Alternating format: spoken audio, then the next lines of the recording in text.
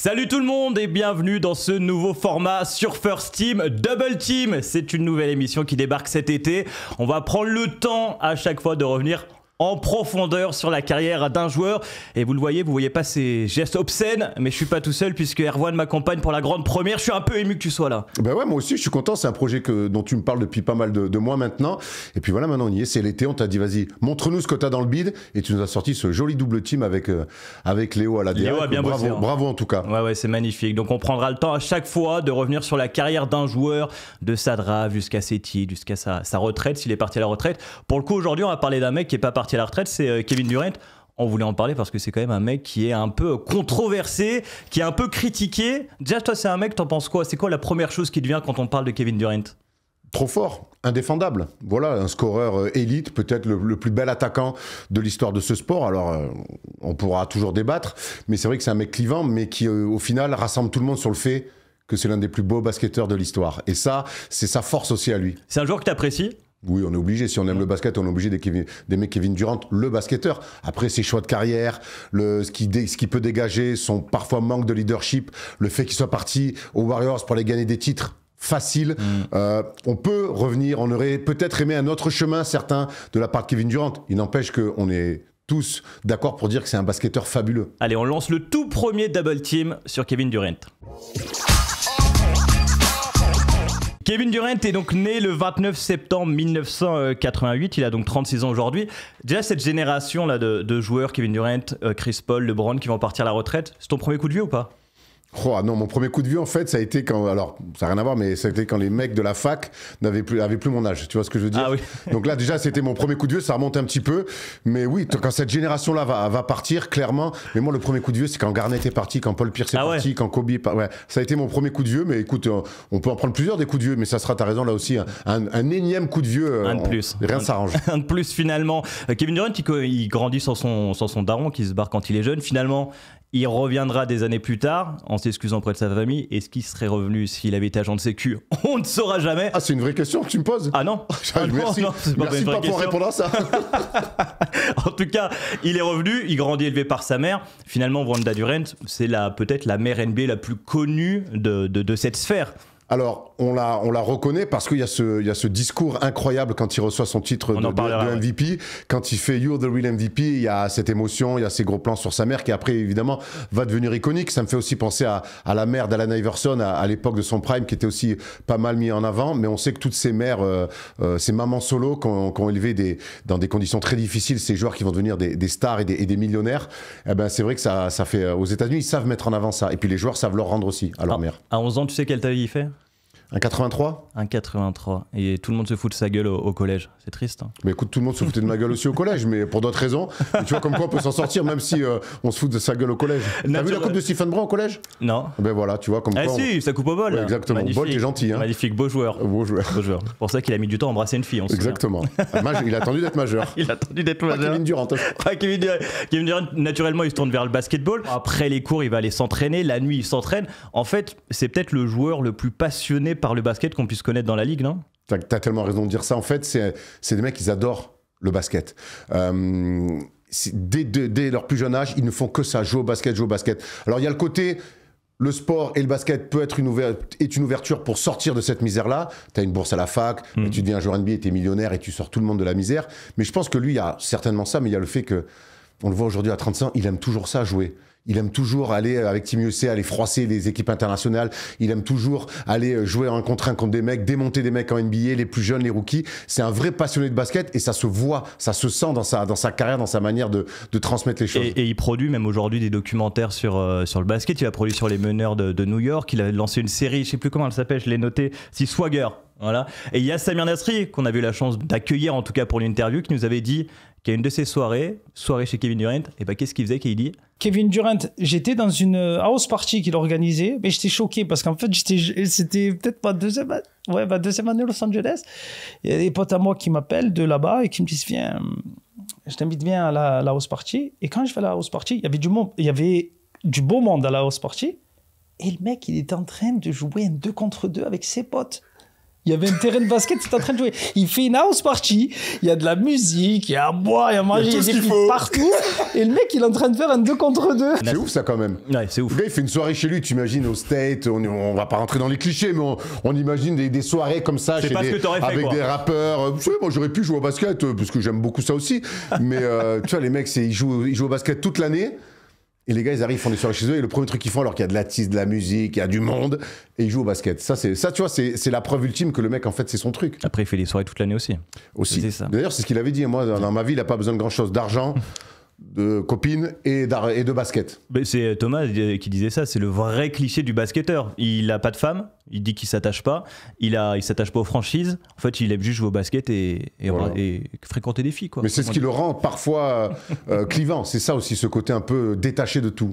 Quand il est jeune, il joue à Maryland avec Michael Beasley, avec Ty Lawson aussi. Et puis c'est là-bas qu'il portera le numéro 35 pour la première fois. Pourquoi ? Parce que son coach, malheureusement, son coach un peu référent, va être assassiné à l'âge de 35 ans. Ouais, t'es bon. Donc il portera le 35. C'est un quiz ou... Allez, il va y avoir des questions tout le long, on va voir si t'as un peu bossé le sujet, si je suis pas tout seul. On va sauter la cage lycée où il domine, et puis il va arriver à la fac de Texas. Donne-moi un de ses coéquipiers à l'époque. Oh!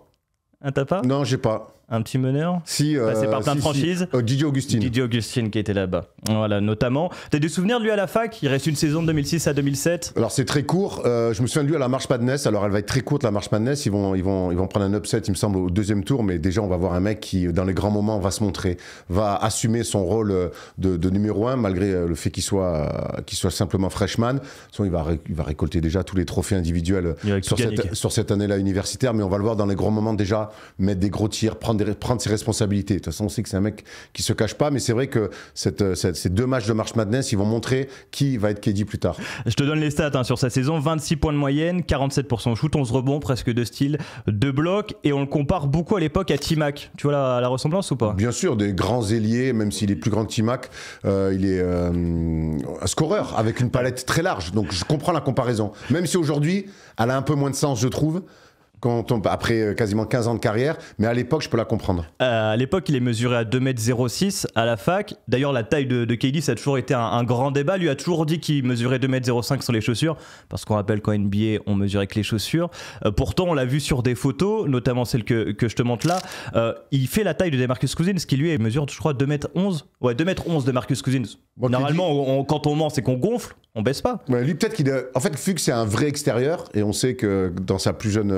Dans sa jeunesse, il voulait pas jouer intérieur. C'est un mec qui a toujours été attiré par le poste d'extérieur. Peut-être que le fait de réduire sa taille, c'était aussi une manière de dire je suis un extérieur, je suis surtout pas un intérieur.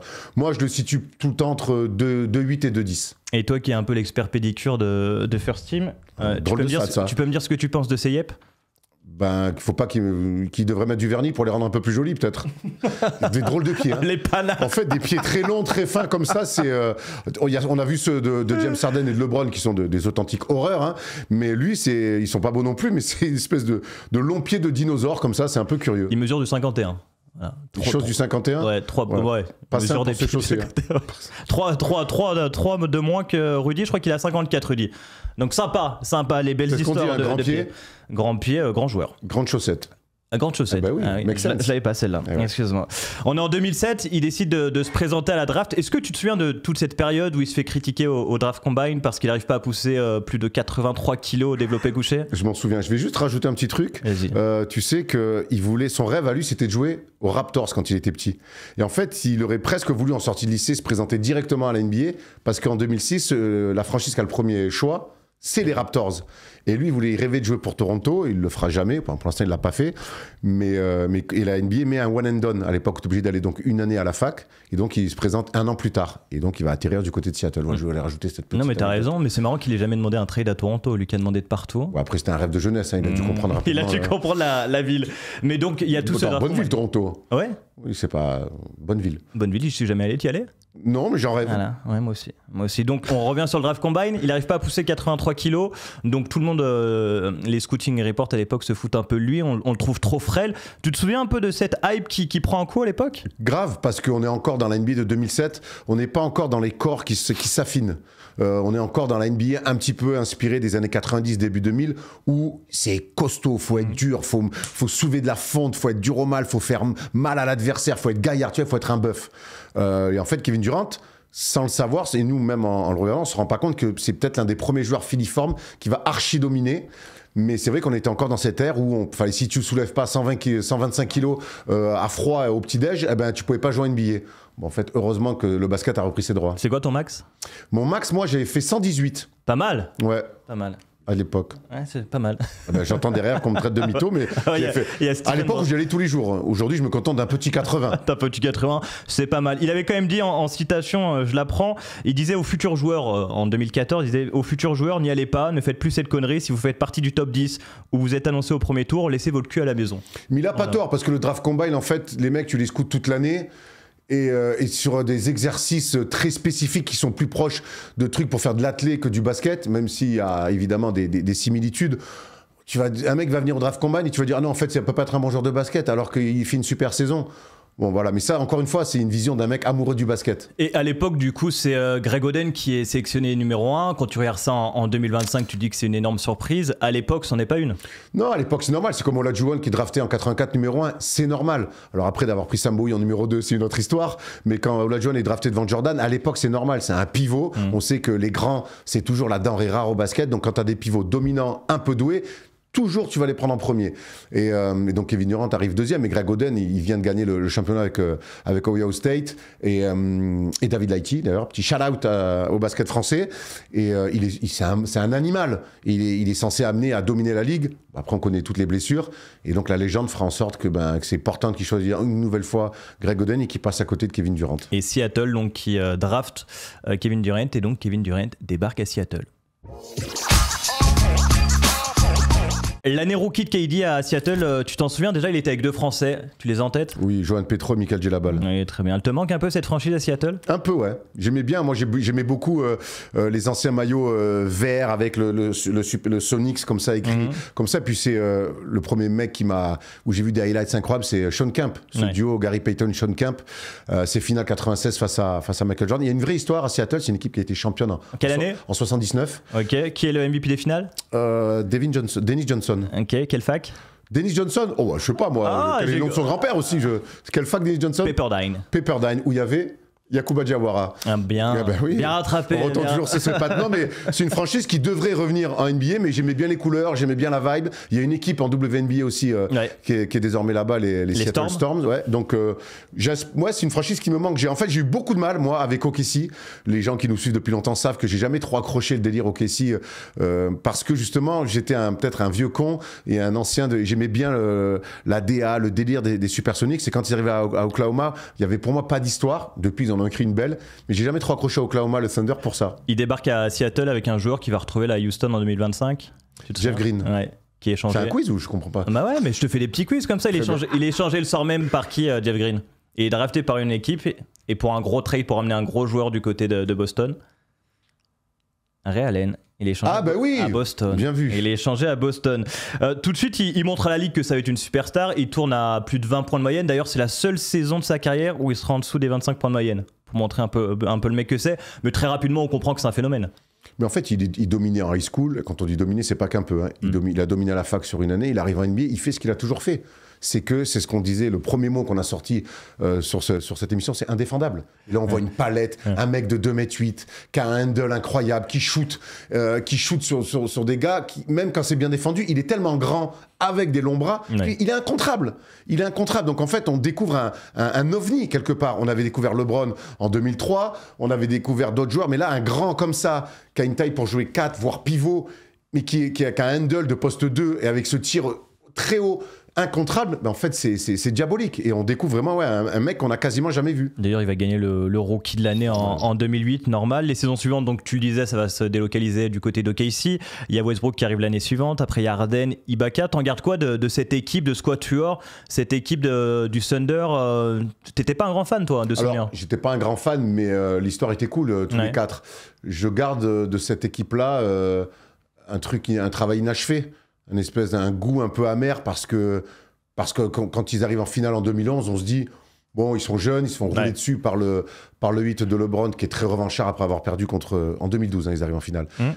Après LeBron qui s'était fait taper par les Mavs, on se dit, bon, l'avenir leur appartient. Et puis derrière, va y avoir cette finale de conf face aux Warriors, où ils mènent 3-1 et ils choquent complètement. Et puis je pense qu'en interne, ça explose un peu. Et après, il va y avoir le choix aussi de laisser partir James Harden. Choisir Harden plutôt que d'autres, c'est des grands débats qu'on a eu aussi à l'époque. Et Thabo Sefolosha nous avait confié d'ailleurs que lui, c'est pas Harden qui l'aurait laissé partir, mais c'est Westbrook.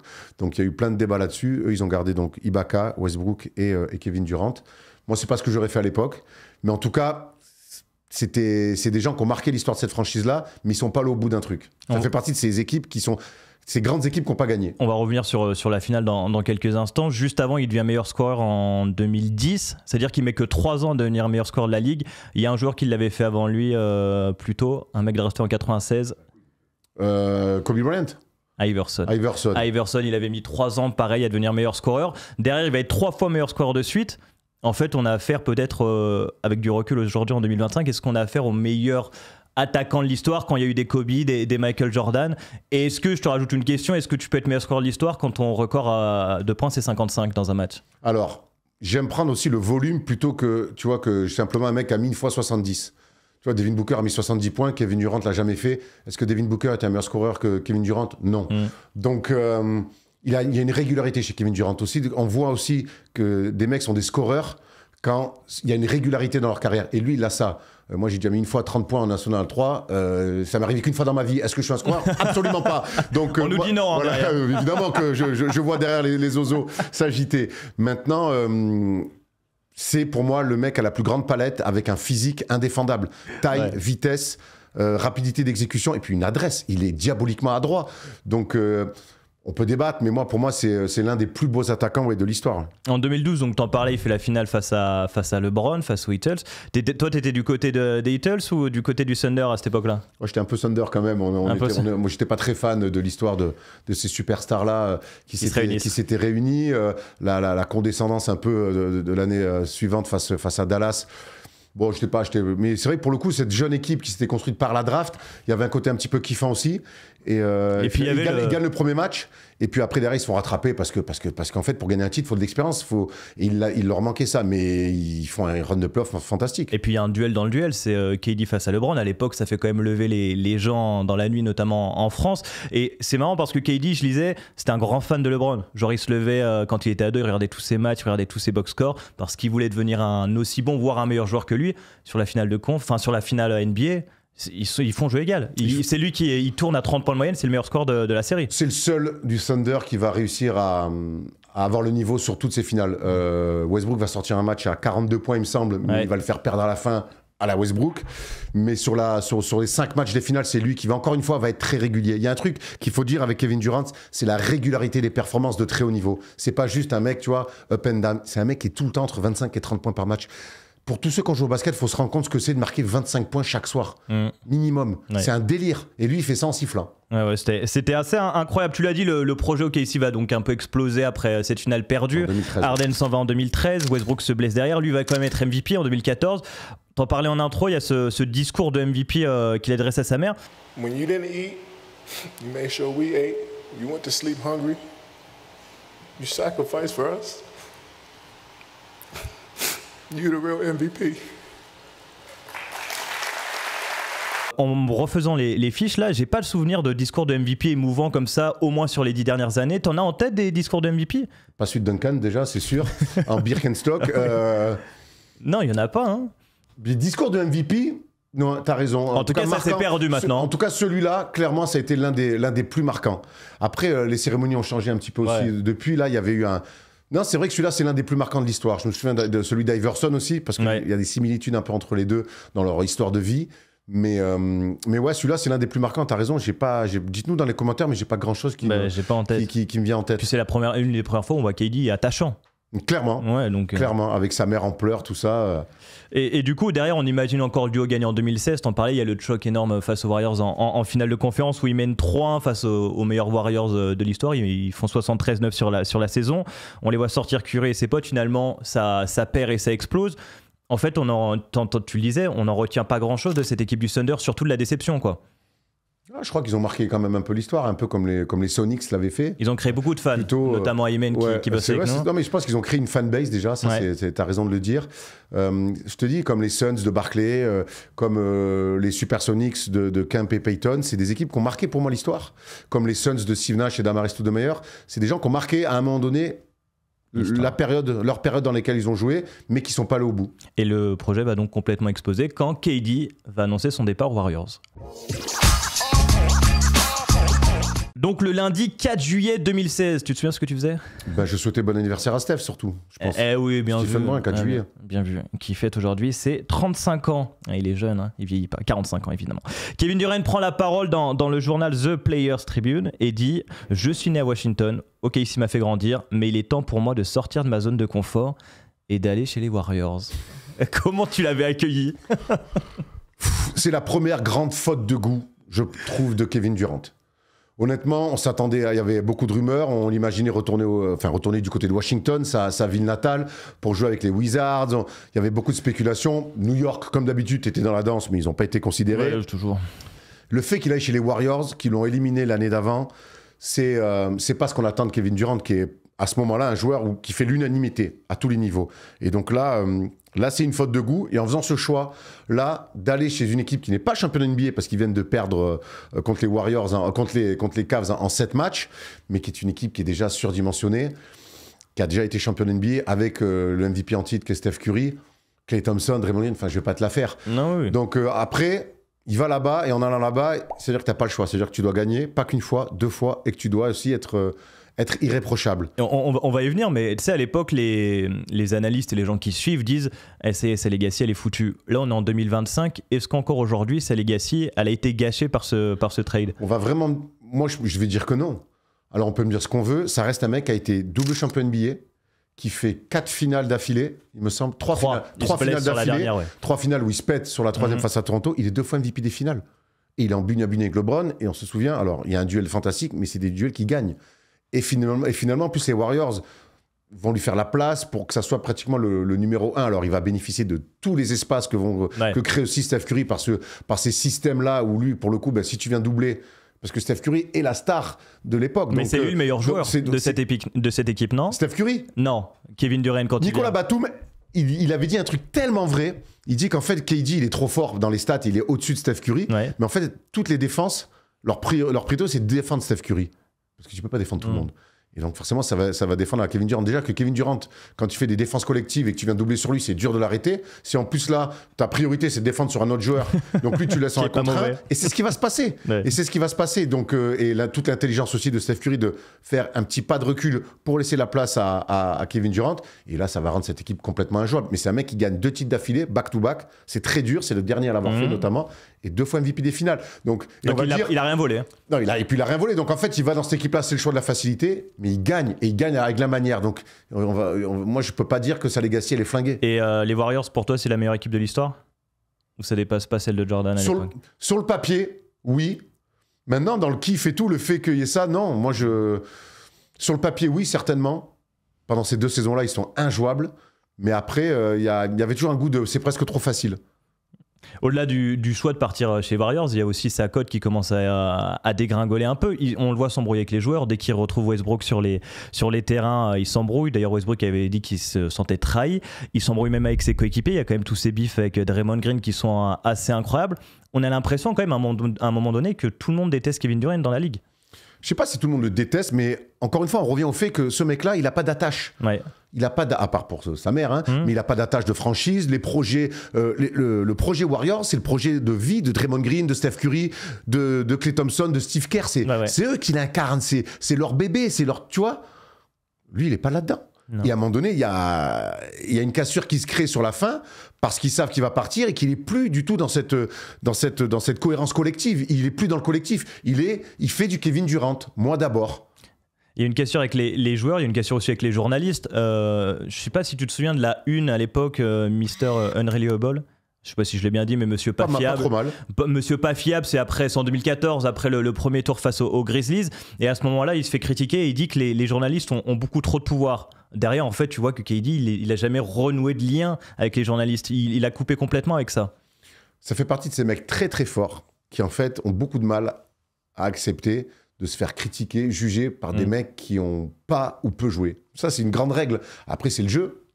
Mais il avait détruit Stephen Smith, par exemple. Ouais, voilà, donc c'est compliqué. Mais après, les joueurs sont comme ça. Tu vois, je me souviens de Dugarry à RMC qui avait dit à Ray Loemon dans un débat où l'autre, il a plus d'arguments, il dit « Mais toi, t'as jamais joué. » Bon, ça vaut ce que ça vaut, mais mais lui, en tout cas, il se coupe, oui, des journalistes parce qu'en fait... ça l'intéresse pas, ces avis de mecs qui sont juste des observateurs qui, lui, en amoureux du jeu, pour eux, ils sont pas assez dans le basket, ils aiment pas assez le basket pour pouvoir le critiquer. Il y a les joueurs, donc, les journalistes, et puis il y a ce truc sur les réseaux sociaux, cette affaire qui sort. En 2017, je résume, il répond sur Twitter avec son compte officiel à un fan qui le critique en utilisant la troisième personne pour parler de lui. Alors on comprend du coup qu'il a pas envoyé ce tweet avec son bon compte, mais un compte fake, ça fait énormément de buzz.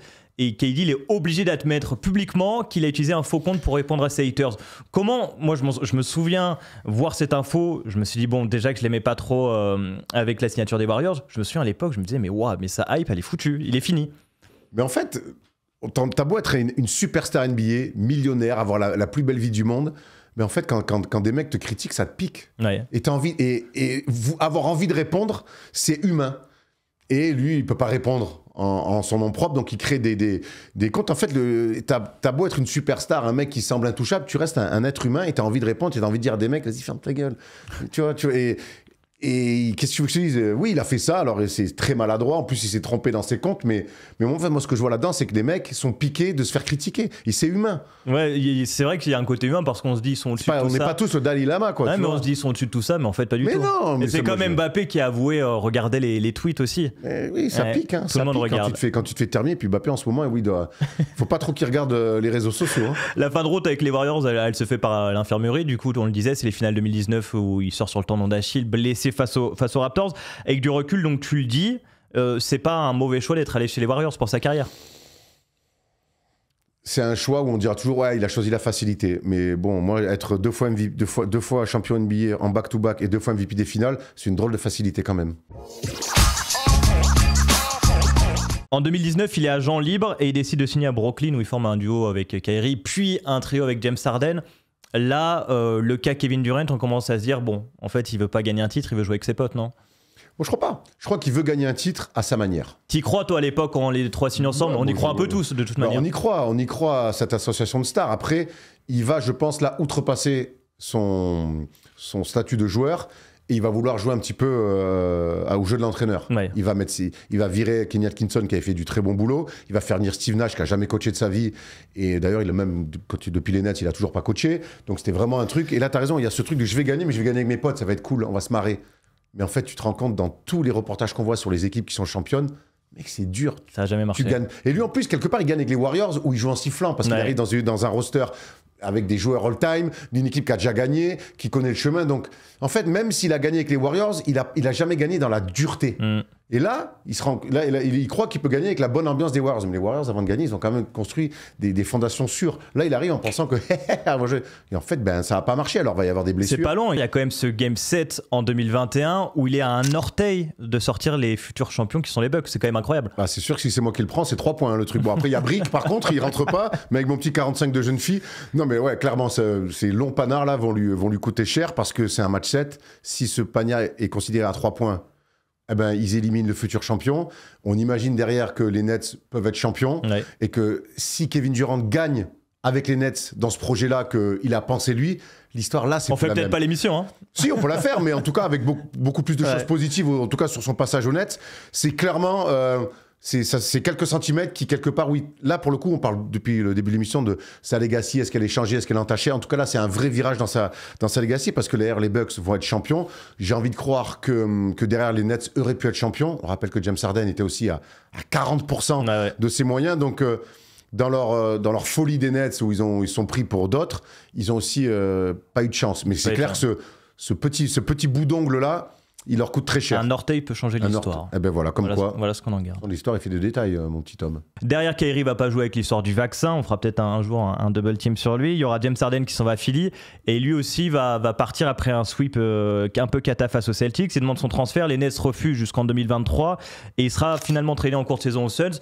Là, il vient de finir son aventure aux Suns. On est en 2025. On n'en retient rien. Mais rien. C'est l'une des incompréhensions que j'ai avec KD. Comment, à ce moment de ta carrière, le statut que tu as, le niveau que tu as, tu peux te retrouver dans des équipes aujourd'hui qui ne font même pas le play-in. Ça, elle est là pour moi la vraie tâche chez Kevin Durant. C'est que tu es aujourd'hui au firmament de ta carrière, tu n'as plus rien à prouver à personne et tu arrives à te prouver, tu arrives à te retrouver dans des équipes de merde qui font des saisons de merde avec des bilans cata. Est-ce qu'on se rend compte qu'aujourd'hui, Kevin Durant était dans une équipe qui n'a pas fait le play-in, qui n'a même pas fini dans le top 10 à l'Ouest. Et on le sent arriver toute la saison. Et ça, pour moi, ça, c'est une vraie tâche à sa legacy, pour le coup. LeBron, on peut dire ce qu'on veut. LeBron, il est toujours dans des résultats, plus ou moins de ce qu'on attendait. On peut critiquer. LeBron, il fait toujours les playoffs. C'est un grand minima. Et lui, là, il n'a pas fait le play-in. Enfin, ça, pour moi, c'est pas beau. C'est pas beau. Et là, aujourd'hui, en 2025, il va du côté d'Houston. On a encore l'attente avec ce mec-là. C'est ça qui est faux. Mais c'est parce qu'il est trop fort. Ouais. Tant qu'il joue au basket, on aura des attentes autour de KD. KD, il sort d'une expérience aux Nets minable. Il sort d'une expérience aux Suns pourrie. Il arrive aux Rockets. Et on est encore là à se dire... Putain, ouais, là, ils step up.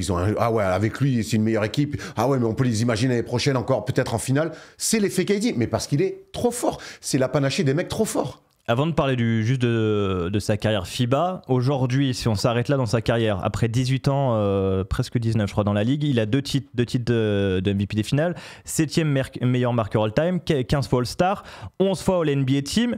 Et quelle trace il va laisser ce mec dans l'histoire de la NBA? S'il gagne pas, ça s'arrête là, il gagne pas d'autres titres. Il repart avec les 2 des Warriors. Il en a déjà gagné 2, on peut dire ce qu'on veut. Et le temps, en fait, le temps qui passe... te fait oublier comment tu as pu gagner. On retient que les mecs qui gagnent. Ouais. On peut dire ce qu'on veut. Et lui, il a gagné 2 fois. Barclay n'a pas gagné. Malone, Stockton n'ont pas gagné. Kemp n'a pas gagné. Nash n'a pas gagné. Chris Paul n'a pas gagné. Donc, au bout d'un moment, il les a, lui, ces 2 titres-là. Et il est MVP des finales. Hein. C'est pas un truc de bout de bande de fin de carrière. Donc, il va laisser une trace, évidemment, importante par les images et les highlights qui va nous laisser, parce que c'est un joueur magnifique à voir. Si t'aimes le basket, tu te trouves dans ta télé, t'es content de voir jouer Kevin Durant. Que tu l'aimes, que tu l'aimes pas, t'es content de voir jouer Kevin Durant. J'ai eu la chance de le voir aux Jeux Olympiques avec Team USA. C'est un bonheur de voir jouer ce mec au basket. Donc il va laisser ça comme trace, et puis il va laisser, mine de rien, tu viens de le dire, un palmarès important. Palmarès important, et tu rajoutes donc les 4 médailles FIBA, enfin les 4 médailles olympiques, c'est un record. Pour toi, c'est devenu le GOAT? Ça y est, il a passé Melo? Ouais, le GOAT FIBA, c'était Melo, parce que Melo, c'était fantastique. On se souvient de son match face au Nigeria, mais Kevin Durant, l'été dernier, a fait le même match face à la Serbie. Et oui, 4 médailles olympiques, un titre de champion du monde en 2010 où il chie sur une compétition comme j'ai rarement vu. C'est son plus grand tournoi? Pour moi, c'est son plus grand tournoi parce que c'est le premier avec Team USA. C'est lui la star. Même s'il y a d'autres joueurs qui sont jeunes à côté, il va prendre tout le monde sous ses épaules. Avec les autres Team USA aux Jeux Olympiques, c'est une dream team à chaque fois. Tout le monde brille, lui surtout aussi, mais il y a tout le monde qui s'y met. Là, en 2010, c'est moi, je vous amène là-haut. Et cette finale face aux Turcs, qui ont une équipe de mutants à l'époque, en Turquie, tu peux t'imaginer les ambiances turques. Au bout de 3 minutes, toute la Turquie et les gens dans la salle, ils ont compris qu'ils n'allaient pas gagner. Il met des tirs, il a mis une clim internationale à Istanbul, et il est fascinant sur toute cette compétition. C'est là où je me dis, oh, mais quel mutant. C'est vraiment ce mec, tu dis, il a la balle, et en fait, personne ne peut rien faire. Personne ne peut rien faire, et c'est pour ça que c'est bien que ce soit le premier de double team. Tu es obligé de te mettre à 2 souvent sur lui. Ouais, c'est ça. C'est un peu le principe de double team. Ouais, c'est sûr, mais il faudrait peut-être essayer même de se mettre à plus. Bravo pour le jeu de mots, en tout cas. Ouais, je sais pas qui l'a trouvé, c'est pas moi, je connaissais pas le terme. Comme à chaque fois pour cette émission, on termine avec des questions où tu réponds très rapidement, d'accord? Pour toi, Kevin Durant, c'est quoi son meilleur match en carrière? Moi, j'ai en mémoire le match 3 des finales 2018, donc c'était le 6 juin. Les Warriors mènent 2-0, match 3 à Cleveland. On sait l'importance d'un match 3 comme ça. Si Cleveland perd, il y a 3-0 et c'est fini. Et là, il va sortir un match à 43 points, 13 rebonds, 7 passes. avec une gamme de tirs. Le shoot sur la tronche de C'est pas LeBron. celui-là, non, c'est un autre. C'est Quand un il autre arrive en transition, Ah ouais c'est un autre match et une autre finale même. Ok. Mais c'est un game 3. Hein. Ouais, mais là, c'est pas ce match en tout cas, mais là, il est extraordinaire. Une gamme à mi-distance, une gamme à 3 points, et puis 7 passes décisives. Ouais. Il est très bon aussi dans la passe. Ça, pour moi, c'est le match qui m'a marqué. Puis c'est un match donc, à Cleveland, à l'extérieur. Moi, à l'extérieur, ça met toujours un petit piment en plus. Puis c'est des finales. Après ce match-là, il y a 3-0, donc on sait que les finales sont finies. Ton pire souvenir de lui? Mon pire souvenir de lui, c'est aux Jeux Cassini Olympiques en finale. Ah, Ouais, contre la France, hein, quand il met. Alors, c'est Steph Curry qui nous achève, mais le premier coup de surin, c'est lui qui le met. Hein. Tu l'associes à quel joueur en premier? Mais en fait, Westbrook, pour le début de carrière, mais en fait, à personne. Ouais. Et c'est ça qui est Kevin Durant. Oui, Westbrook au début, mais en fait, vu comment l'histoire se termine, j'arrive pas spécialement à l'associer à Westbrook, puis ça commence à remonter hein, avec Ouais. Westbrook. Ça 2016. fait plus de 10 ans.